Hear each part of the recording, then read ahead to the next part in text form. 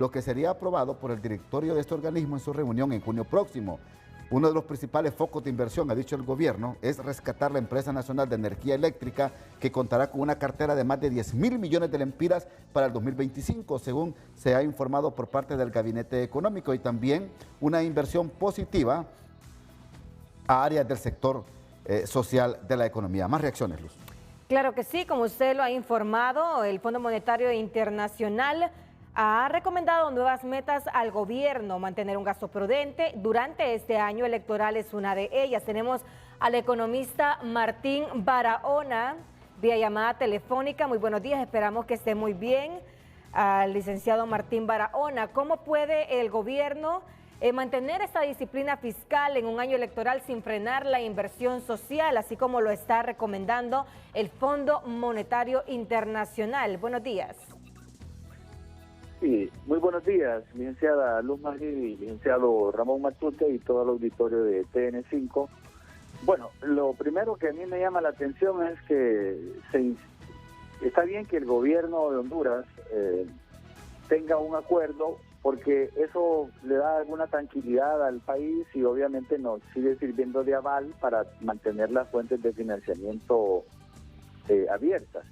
Pero siempre hay que preguntarse cuál es el costo. Yo creo que es la pregunta que estaba haciendo el licenciado Matute a la colega Canales, en el sentido de que cuál es el costo que Honduras tiene que pagar para que el Fondo Monetario Internacional, una misión, pues le dé esta evaluación que es positiva en principio, pero hay que ir más a fondo, no hay que quedarse en un análisis superficial. Por ejemplo, cuando el Fondo Monetario Internacional dice que el crecimiento económico de Honduras es robusto, en realidad eso a mí me sorprende, porque es un crecimiento igual al que hemos tenido durante todos estos años. No pasamos del 3%, 3.5%, sí, a veces incluso menos que eso, y eso significa pues que la producción del país continúa creciendo, pero de una manera muy lenta, no se generan las cantidades suficientes de puestos de trabajo y obviamente hay menos posibilidades de reducir realmente, no en cifras así, por decir así, maquilladas, lo que son los niveles de pobreza y los problemas de desarrollo, que es lo fundamental en el país. Ese es el primer punto. Segundo, que cuando el Fondo Monetario dice que ha habido un gasto prudente, una política fiscal prudente, habría que preguntar realmente a qué se refiere, porque lo que hemos visto es que hay un excesivo gasto corriente, poca inversión pública productiva. No pasamos de los 20.000 millones de lempiras al año y no se ejecuta de una manera pues eficiente. El mismo Fondo Monetario Internacional ha recomendado en las visitas anteriores que la inversión pública productiva pase a representar un 5% del Producto Interno Bruto, más o menos. Eso significaría no solamente destinar en ese presupuesto menos de 20.000 millones de lempiras en inversión productiva, sino más de 45.000 millones de lempiras. Y eso el gobierno no lo ha hecho, el Congreso tampoco, porque de hecho hay que recordar cómo se ha venido aprobando estos presupuestos de una manera tardía, sin discusión, sin una verdadera reflexión de lo que ha pasado en el periodo anterior, para poder realmente tener, como dice ahí, una política fiscal prudente, que significaría gastar en aquellas cosas que son prioritarias para el país, aquello que le va a dejar un impacto positivo en la economía y que realmente va a ir resolviendo los indicadores, logrando un crecimiento económico no del 3%, sino mucho más, y obviamente un crecimiento económico que sea equilibrado, distributivo y que realmente reduzca los problemas del desempleo, subempleo y los problemas de pobreza y desigualdad.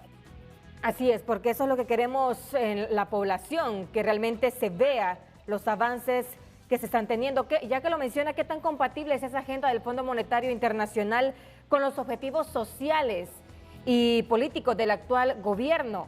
¿Qué riesgos existen si esas prioridades comienzan a chocar, licenciado? Sí, es que habría que ver si las exigencias del Fondo Monetario Internacional son compatibles con los objetivos de desarrollo nacional. como es el gobierno el que el que maneja el presupuesto y es el que tiene pues la atribución de liderar los procesos de políticas económicas y de cambio, ahí hay un tremendo desfase, ¿va? Porque el Fondo Monetario Internacional ve las cosas a nivel macro económico, macro fiscal, y evalúa, por ejemplo, cuánto es el porcentaje del Producto Interno, de déficit fiscal en relación al Producto Interno Bruto. Bueno, es 1.5, es 2%, 3%, ellos van a decir que está muy bien, pero ese es un indicador nada más, no es el fin de la economía. El objetivo sería que el gobierno invierta más en inversión productiva, utilice mejor los recursos del país, combata verdaderamente la corrupción, que es algo que lo señala también este documento, y ahí coincidimos con la observación de la misión del Fondo Monetario, y que esto al final se traduzca en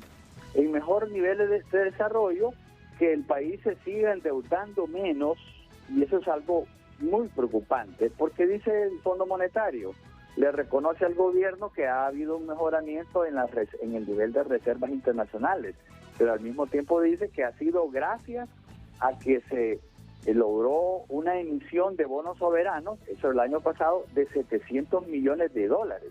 Sí. Eso significa, en primer lugar, que se están comprometiendo todavía mucho más las finanzas públicas, ¿verdad? Porque el nivel o el pago por el servicio de la deuda, este gobierno lo recibió en 55 mil millones de lempiras al año y ahora lo está dejando en más de 70 mil millones de lempiras al año. Y si en estas próximas semanas o días vuelve nuevamente a hacerse una emisión de bonos soberanos por otros 700 millones de dólares, bueno, las reservas internacionales van a mejorar, pero va a tener un costo financiero altísimo para las finanzas. Los nuevos presupuestos, el presupuesto de la República del 2026, a lo mejor va a tener un servicio de la deuda de más de 70 mil o 75 mil millones de lempiras. Van a ir venciendo otros compromisos. Entonces, el país, la presidenta Xiomara lo recibió muy endeudado en el 2022, con una deuda, según las cifras oficiales de la Secretaría de Finanzas, por unos 15.700 millones de dólares, pero ahora lo tenemos en 17.400 millones de dólares. Y si se siguen contrayendo más préstamos, no quiero imaginarme que la presidenta Xiomara vaya a entregar un nivel de endeudamiento de mayor a los 19.000 millones de dólares. El gobierno insiste siempre en que ellos recibieron una deuda de 20.000 millones de dólares, pero eso no es cierto. Las mismas cifras de la Secretaría de Finanzas dicen que la deuda era menos, era siempre un nivel alto, pero lo van a entregar en una situación todavía mucho más complicada. Entonces, hay que decirlo, Amparo y Ramón, esta es la penúltima revisión del Fondo Monetario que este gobierno va a tener. La última es en el mes de septiembre, antes del proceso electoral general. Y para el próximo administración van a quedar 2 revisiones más de este mismo programa. Entonces el nuevo gobierno seguramente va a recibir, de no cambiar las cosas, una situación muy complicada que va a hacer posiblemente que se tengan que contraer o someter al país a nuevos compromisos, no solamente devaluar más rápido la moneda, sino a lo mejor tomar otras medidas más drásticas, y eso es lo que yo creo que en estos momentos también deberíamos de ver.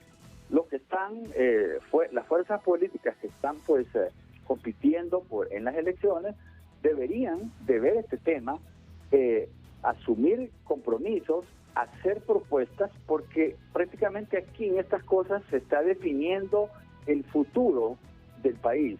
Las finanzas públicas están muy comprometidas, el Fondo Monetario Internacional trata a los gobiernos con manos muy suaves, no le exige todo lo que le debería exigir, porque ellos ven solo ciertas cosas, no ven el contexto general, y obviamente al final es el pueblo hondureño el que va a tener que pagar o seguir cargando con los costos a través de pagos altos de impuestos, a través de medidas de política que son, negativas, en el sentido de que la economía sigue creciendo muy poco, seguimos dependiendo de las remesas, ahí lo dice el documento o el comunicado del Fondo Monetario, y las remesas no son un indicador de éxito de las políticas económicas del gobierno, son todo lo contrario, una evidencia de que las cosas no están funcionando bien, porque esas remesas, ya sabemos el origen, toda la población que no encuentra oportunidades de trabajo en nuestro país,